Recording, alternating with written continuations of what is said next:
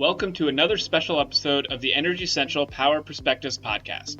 Today, I'm thrilled to introduce you to part 2 of the series, where the podcast is taken over by Energy Central experts and directors at Esri, Pat Hohl and Bill Meehan. In this iteration of the show, they will be diving deep into the challenges utilities face and how they're modernizing the way they manage their networks. As always, Pat and Bill bring their decades of experience working with utility companies and offer unparalleled insights into how utilities are adapting to rapid changes in technology and energy demand. So specifically, listen in to hear how they break down key topics such as network modeling, the integration of systems like ADMS, DERMS, and advanced metering, as well as the importance of data quality and governance. It's going to be a fascinating discussion on how to stay ahead in the ever-evolving utility landscape. So without further ado, let's get started.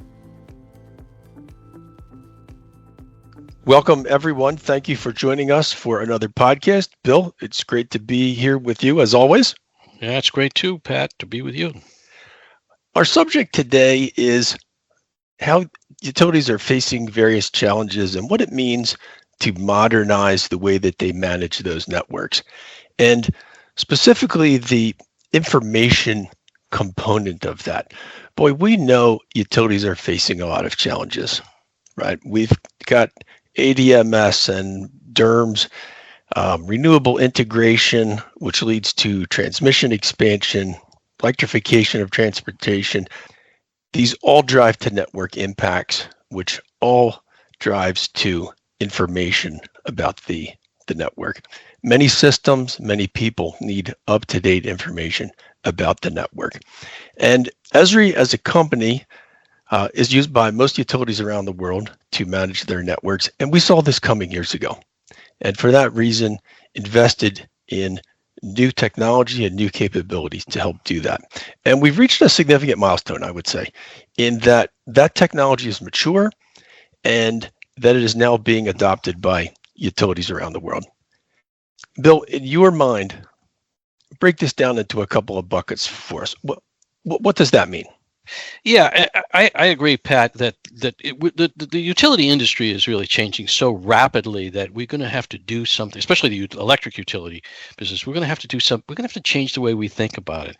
And even though utilities have been using GIS for many years, it's been a lot of it is based on replicating our mapping system, maps. And we've done more and more with maps. We've made them much more intelligent and we've used them in more ways. But it's really a bit more like modeling. We need to model the network more so than we've ever done before. So we're going to talk in this podcast about modeling particularly, and maybe how it differs from kind of a mapping orientation. Then we're going to talk about, in this podcast, we're going to talk about the value of integration. You mentioned, ADMS and SCADA and AMI, which is advanced metering infrastructure. So all of these things have to go together, as well as customer engagement. And so the notion of this podcast, we're going to talk about modeling, and then we're going to talk a lot about interoperability of how these things all work together. Because if we have too many different systems all kind of operating independently, you have to bounce from one thing to another. I know about you, we both ran operations. We're in a control room and we've got spreadsheets on the floor, and we've got video cameras, and we've got news and weather stations and SCADA systems. We've got all this stuff. And if it doesn't work together, it's extremely difficult to make rational decisions quickly. So this podcast is going to cover modeling and integration and interoperability. And then the next podcast, so stay tuned for our next podcast, we're going to talk about this concept of access, of enterprise access, of being able to access information quickly and between in systems and between different stakeholders. And then finally, this drives me absolutely crazy. Data quality and data governance. If you don't have good data, then things just fall apart.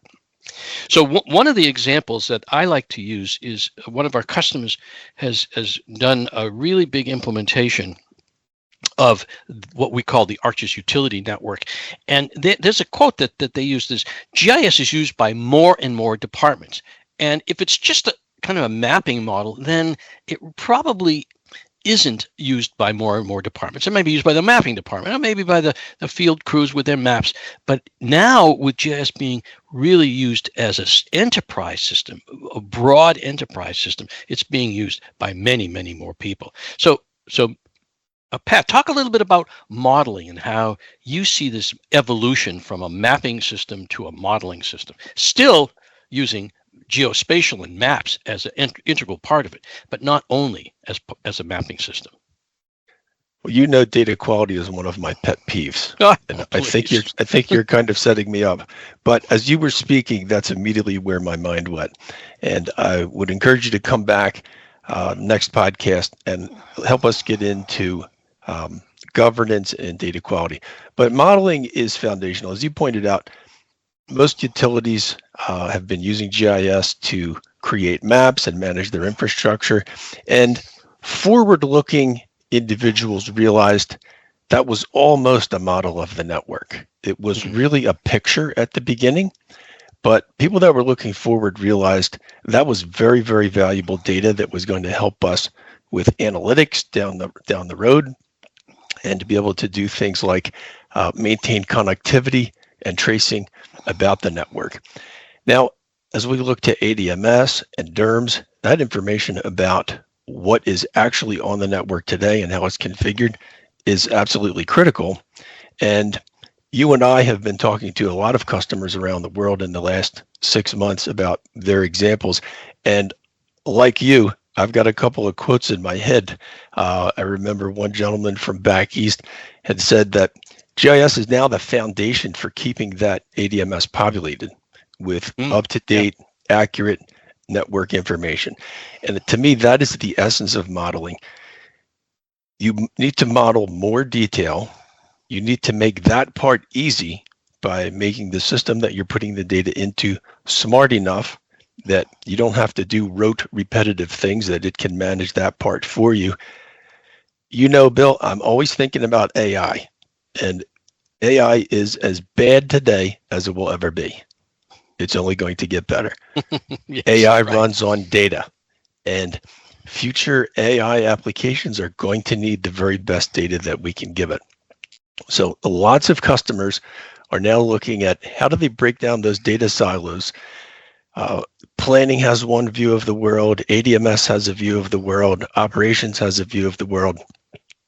Maintenance has another view of the world. How do we bring all those things together, model them in a complete way that can be interoperable with the systems that we utilize within utilities, but also all the different people in the utility that have to have knowledge of that network information, whether that's in the bucket truck or at the customer service terminal. Yeah, that's right. Well, when you talked about the different models of the network, I think about if you were a stranger and you weren't part of this, you walked in and you'd say, so you have multiple kind of networks. You have one network that looks like this, and you have another network that looks like this, and no, it's just one network. Well, then how come we have so many different models of the network? Well, it depends on what you want to do with it. Well, that doesn't seem right to me. So when you think about a model, and I've been involved heavily in kind of looking at the transmission system, and one of the things that we used to do routinely for transmission was worry about insulation coordination. The value of an insulator. You get a lightning strike, and if it's too big, or if the line will trip out, it's horrible. But then I think about, well, where is the data that people are using for that insulation coordination? It's probably on Harry's hard drive. Somebody's got that data and they're kind of keeping it because it's specialized for them, but there's one network. And I think what happens is as we're evolving this network model, that we really need one model of the network. And all of the other abstractions, the schematics and the insulation coordination data, the load flow data, all of that stuff can be derived from that. But if you start with all these different models, when somebody makes a change over here, it's the whole left hand doesn't know what the right hand is doing. What if Harry is out sick that day and he forgot to update something, and then his calculations are going to be wrong. So accuracy in analytics really depends on a good consistent model. And that's kind of what we've been doing. Now, one of our customers recently implemented a transmission system network model using the ArcGIS utility networks, Amarin, and they really are talking about things like a single source of truth. And if we're talking about a single source of truth and we're missing pieces, we're missing insulators or grounding systems, then it really isn't. It's kind of a it's partial truth. It isn't the full truth, and you can't really do operations. Yes, you can operate, and we've done it for years, but then the efficiency, the accuracy, the error prones, the safety issues all get impacted if we don't have a really solid model. And so that's kind of what we've been doing. I think Jack Dangerman, our owner and founder, he says we've reached kind of a milestone where this is a model that can take us into the future. And the future of electric utilities is both a great news. I mean, it's great news if you're in that business because it's going to expand rapidly. But there's also some bad news, is that we've got so many challenges ahead to make sure that network is modeled correctly, and that it's analyzed correctly, and it's built correctly. So yeah, I mean, I think we've got a lot of work to do, and that's why it's important to have a solid model of the electrical network and the gas network and the water. All of these networks, not just the electrical network. Absolutely. Well, last year I had the privilege of working with ESO, which is a large utility in Lithuania, and they're working on these exact things. And they had made some tremendous progress. They replaced all of their paper in the field with tablets and modernized all of their paper-based processes in the office as a step to modernize the way that they manage their network. And they did that with SIM, the Common Information Model. And I know that you were involved in a research project. I don't want to go down a rabbit hole in the interest of time, but could you just touch on how SIM, affects this issue from your point of view? Yeah, so Common Information Model. We could go down a fairly large rabbit hole with SIM. Common Information Model is based on a standard, an international standard, which is the International Electrotechnical Commission, and it is it's based on a series of attributes and models that allow companies to by networks, not companies, but systems to be interoperable to each other. So rather than have like a special interoperability section for, like, say, GIS to ADMS, and a different one for GIS to load flow, and a different kind of system, these one-off interoperabilities, what SIM is a standard way. So GIS populates a SIM standard model, and then ADMS consumes a SIM standard model. Load flow consumes a standard SIM model. So everybody is working from the same page. Now, it reminds me in many ways of the United Nations, right? Everybody speaks a different language. Everybody in the United Nations speaks a different language. And so how do they communicate to each other? Well, they pick a standard, and it happens to be English, right? So the people in France have translators going from French to English. And then people in Japan have translators goes from English to Japanese. And imagine if everybody had to say, well, I'm speaking to the Japanese, so I got to go French to Japanese, French to Italian. It would be crazy. So that's kind of what SIM is. It's a standard. It's like a standard language for things like all of the attributes, transformer connections and transformer impedances and cable design, all of that stuff. So ESO, as well as actually Hong Kong Electric, has done the same thing. They've created interoperabilities between their GIS model and all of the other corporate models that need that data. So it's really a cool thing, and it's quite great. And one of the things I think, you think about the complexity of all of these different ways of even naming things. Like somebody says transformer was transformer, and somebody says X-former. It's all that sort of stuff. It gets so confusing. One of the pioneers in GIS, his name is Scott Morehouse. I know you remember Scott, right? From Yep. Esri. He's I think he's still working part-time. But I love what Scott said. He said, simple scales, complex fails. So can you imagine all these custom integrations, all of this? It'd be just so complicated, and that's where mistakes get made. So simple scales, complex fails, and that's kind of what our customers have been doing with some of this interoperability.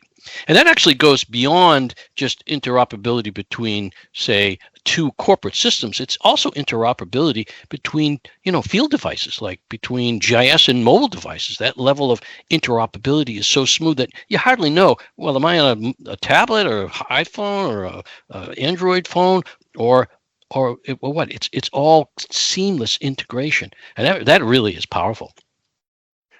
It sure is. Well, we've touched on a lot, and this is really just dancing around the idea of how do we enable the digital utility of the future, spatially enable it as we deal with more complexity and more data, the desire to have more analytics, and really a common operating picture for the utility, its people, and its systems. You and I have been working on an ebook that relates to all of these topics, and we will link to that in the description. I would encourage any listeners to check that out. There's over 25 examples of utilities around the world. We've just touched on a few of the ones we've been working with here, but I think that you really enjoy that as we dive into it. And join us next time as we get into enterprise-wide access and data quality. And I know you're going to listen to Pat Hohl talk about data quality, because I know, as both of us, we've been burnt so much by data quality, and this is one of the really benefits of this new network model. So we'll see you then.